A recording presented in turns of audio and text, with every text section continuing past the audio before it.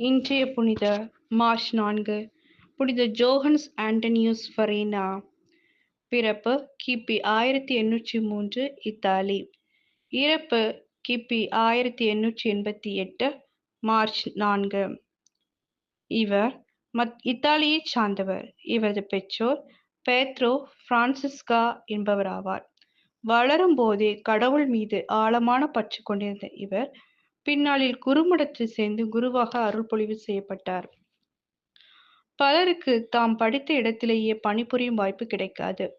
ஆனால் இவருக்கு தான் படித்த குருமடத்திலேயே பேராசிரியராக பணிபுரியும் வாய்ப்பு கிடைத்தது.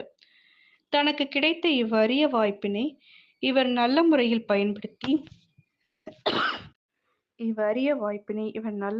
பயன்படுத்தி மிகச் சிறப்பான முறையில் பணி செய்தார்.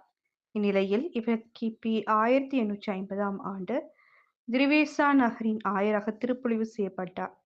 ஏழைகள் மீது மிகுந்த கரிசனையும் அன்பும் கொண்டிருந்த இவர் கல்வியின் இன்றியமையாவை மக்கள் நடுவில் தொடர்ந்து வலியுறுத்தி வந்தார். இவர் தான் பிற்காலத்தில் திருத்தந்தையான 10ஆம் பயஸை 1858 ஆண்டு குருவாக அருள்பொழிவு செய்தார் என்பது குறிப்பிடத்தக்கது. 1860 ஆண்டு இவர் வின்சென்சா நகரின் ஆயராக திருப்பொழிவு செய்யப்பட்டார்.